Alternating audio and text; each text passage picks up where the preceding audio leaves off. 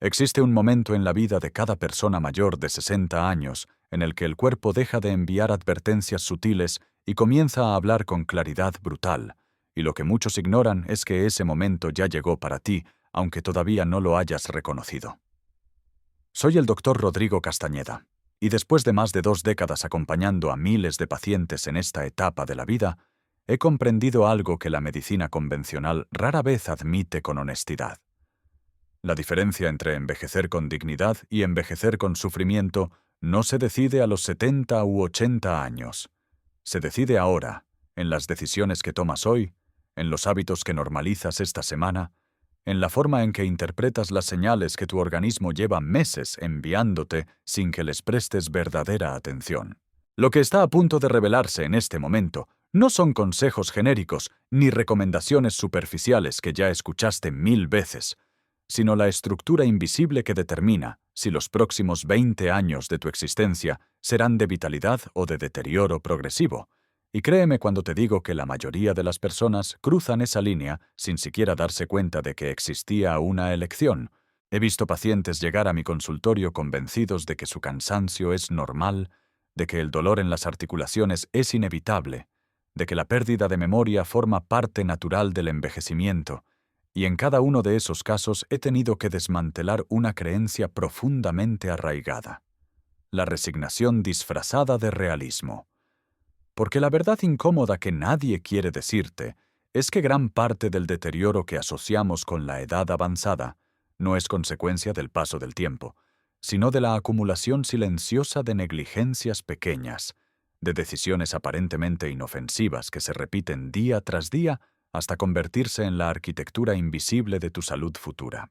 Cuando un paciente de 65 años me dice que ya no tiene la energía de antes, mi primera pregunta nunca es sobre enfermedades, sino sobre rutinas. ¿Cuántas horas duerme realmente? No cuántas pasa en la cama. ¿Qué tipo de movimiento realiza su cuerpo cada día? No si hace ejercicio de vez en cuando. ¿Cómo se alimenta cuando nadie lo está mirando? No qué dice que come cuando le pregunto.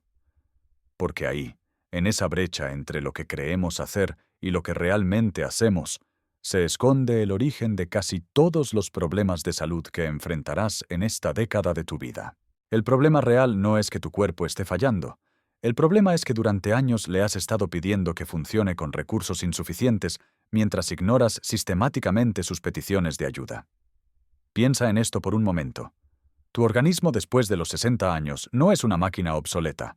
Es un sistema extraordinariamente complejo que ha mantenido tu vida funcionando durante décadas y que ahora necesita un tipo diferente de atención, más precisa, más consciente, más estratégica.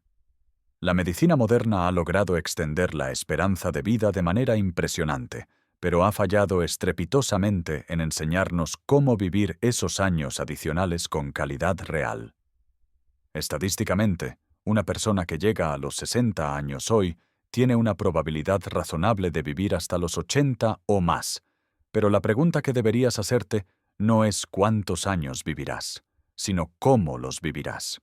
Porque existe una diferencia abismal entre añadir años a la vida y añadir vida a los años, y esa diferencia se construye o se destruye en las decisiones que tomas en este preciso momento de tu existencia. Lo más importante todavía no lo has escuchado, y tiene que ver con un concepto que revolucionó mi forma de entender la medicina preventiva. Existe algo llamado reserva funcional, y es probablemente el concepto más importante que necesitas comprender sobre tu salud a partir de ahora. Tu cuerpo no colapsa de repente, no falla de un día para otro sin advertencia previa. Lo que sucede es que durante años vas perdiendo pequeñas porciones de capacidad en cada sistema, un poco de fuerza muscular aquí, un poco de densidad ósea allá, un pequeño declive en la función renal, una disminución gradual en la capacidad pulmonar. Cada una de estas pérdidas es tan mínima que resulta imperceptible en el día a día, pero se acumulan silenciosamente hasta que un día cruzas un umbral crítico donde tu reserva funcional ya no es suficiente para compensar un evento adverso. Entonces llega una gripe común, una caída menor, un período de estrés emocional, y de pronto tu cuerpo no puede recuperarse como antes. La gente lo interpreta como mala suerte, o como el inicio inevitable del declive, cuando en realidad es simplemente el momento en que la deuda acumulada de años de negligencia finalmente se hace visible. Pero antes de continuar, necesito que entiendas esto. Cada sistema de tu cuerpo tiene un punto de no retorno, un momento después del cual la recuperación se vuelve extremadamente difícil o imposible. Y la tragedia es que ese punto suele estar mucho más cerca de lo que imaginas si continúas ignorando las señales. Conocí a Elena hace 3 años, cuando llegó a mi consultorio con una lista de síntomas que ella misma calificaba como típicos de la edad: cansancio constante, dolores articulares, dificultad para concentrarse, problemas para dormir y una sensación general de que su cuerpo simplemente se estaba apagando. Tenía 62 años y había aceptado completamente la narrativa de que todo eso era normal e inevitable. Durante nuestra primera conversación, algo que me dijo se quedó grabado en mi memoria. Doctor, yo ya cumplí mi función en la vida. Ahora solo estoy esperando que el tiempo pase sin mucho sufrimiento. Esa frase me partió el corazón porque representaba la rendición más absoluta que un ser humano puede experimentar, la decisión de convertirse en espectador pasivo de su propio deterioro. Pero cuando revisamos en detalle su estilo de vida, descubrimos algo revelador. Elena dormía menos de 5 horas por noche porque se había acostumbrado a despertarse temprano sin necesidad. Comía una sola comida completa al día porque ya no tenía hambre como antes. Había dejado de caminar porque le dolían las rodillas y pasaba la mayor parte del día sentada viendo televisión porque ya no tenía energía para hacer nada. Era un círculo vicioso perfecto, donde cada síntoma alimentaba un comportamiento que empeoraba ese mismo síntoma. No tenía ninguna enfermedad grave, no necesitaba medicamentos complejos, no requería intervenciones médicas sofisticadas. Lo único que necesitaba era romper ese ciclo destructivo con cambios específicos y estratégicos. Aquí es donde la mayoría de la información que recibes sobre salud después de los 60 años te está engañando peligrosamente. Te dicen que hagas ejercicio, pero no te explican que el tipo de ejercicio importa infinitamente más que la cantidad. Te recomiendan comer saludable, pero no te aclaran que las necesidades nutricionales de tu cuerpo han cambiado radicalmente, y que lo que funcionaba a los 40 años puede ser insuficiente o incluso contraproducente ahora. Te insisten en que duermas bien, pero nadie te enseña que la arquitectura del sueño se transforma con la edad y que necesitas estrategias completamente diferentes para lograr un descanso reparador real. Y lo más grave de todo, te bombardean con la idea de que debes mantenerte activo socialmente y mentalmente estimulado, pero omiten explicarte que existe una diferencia crucial entre actividad significativa y simple distracción, entre estimulación cognitiva real y consumo pasivo de contenido. La consecuencia de esta información superficial es que millones de personas mayores de 60 años creen estar haciendo todo bien cuando en realidad están ejecutando versiones diluidas e ineficaces de lo que realmente necesitan. Caminan 30 minutos al día pensando que están cuidando su salud, sin saber que su masa muscular continúa disminuyendo, porque ese tipo de ejercicio no genera el estímulo necesario para mantenerla. Comen ensaladas y evitan las grasas creyendo que se alimentan saludablemente, mientras desarrollan deficiencias nutricionales críticas que afectan desde su sistema inmunológico hasta su función cerebral. Y las consecuencias de ignorar estas realidades no son abstractas ni lejanas, son brutalmente concretas y están más cerca de lo que imaginas. Cada año que pasa después de los 60 sin intervención estratégica, pierdes aproximadamente entre 1 y 2% de tu masa muscular, un proceso llamado sarcopenia que no solo afecta tu fuerza, sino tu metabolismo completo, tu equilibrio, tu independencia funcional y hasta tu longevidad. La pérdida de masa muscular está directamente relacionada con mayor riesgo de caídas, y las caídas en personas mayores de 65 años son la principal causa de fracturas de cadera, una lesión que tiene una tasa de mortalidad del 20% en el primer año, y que deja a más de la mitad de los sobrevivientes con algún grado de discapacidad permanente. Pero esto es solo la punta del iceberg. La desnutrición proteica, increíblemente común en adultos mayores que comen poco o que siguen dietas inadecuadas, no solo acelera la pérdida muscular, sino que compromete la función inmunológica, retrasa la cicatrización de heridas, aumenta el riesgo de infecciones y deteriora la función cognitiva. El sueño fragmentado y de mala calidad, que muchos aceptan como normal, está asociado con mayor riesgo de deterioro cognitivo, hipertensión, diabetes tipo 2, depresión y mortalidad por todas las causas. Y el aislamiento social, ese enemigo silencioso que se va instalando gradualmente cuando dejas de trabajar, cuando tus hijos construyen sus propias vidas, cuando tus amigos de toda la vida comienzan a desaparecer. Tiene un impacto en tu salud equivalente a fumar 15 cigarrillos diarios, según múltiples estudios epidemiológicos. Estas no son exageraciones, son datos científicos sólidos que demuestran algo aterrador. La forma en que vives hoy está escribiendo el guión de tu salud futura con una precisión implacable. Entonces, ¿qué puedes hacer realmente para cambiar esta trayectoria antes de que sea demasiado tarde? Lo primero es abandonar completamente la mentalidad de que necesitas hacer cambios radicales o transformaciones heroicas, porque esa mentalidad es precisamente la que lleva al fracaso. Lo que necesitas es comprender que tu cuerpo, después de los 60 años, responde extraordinariamente bien a estímulos específicos y consistentes, pero solo si esos estímulos son los correctos.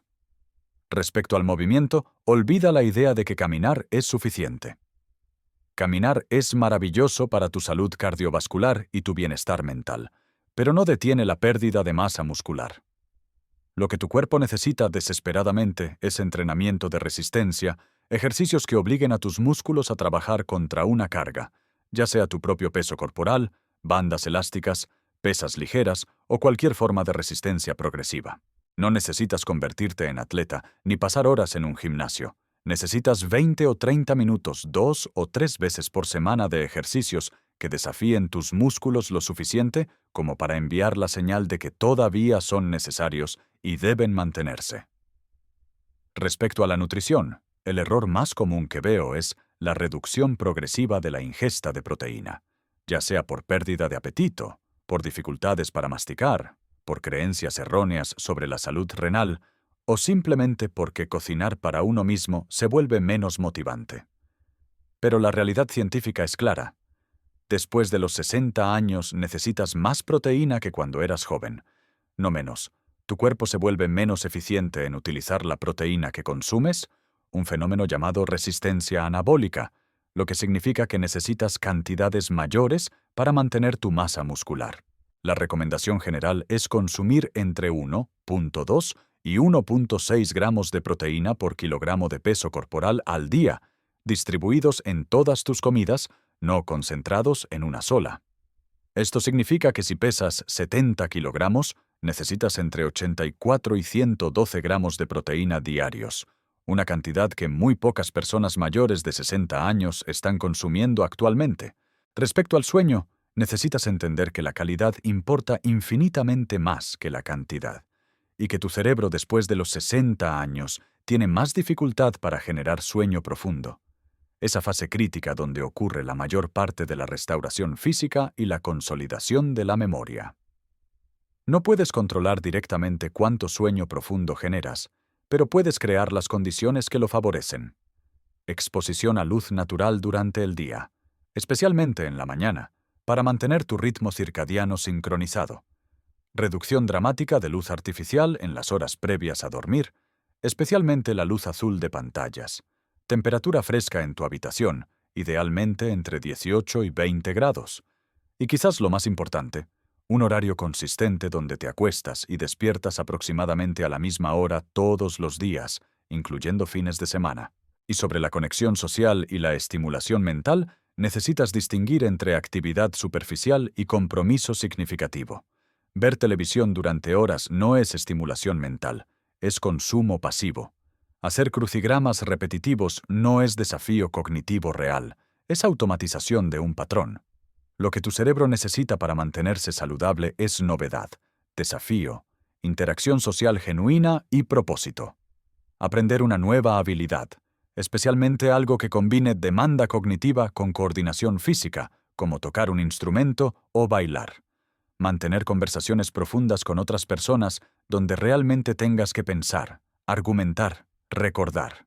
Involucrarte en actividades que te hagan sentir útil y conectado con algo más grande que tú mismo, ya sea voluntariado, mentoría, participación comunitaria o cualquier forma de contribución que te recuerde que tu existencia todavía tiene significado y valor.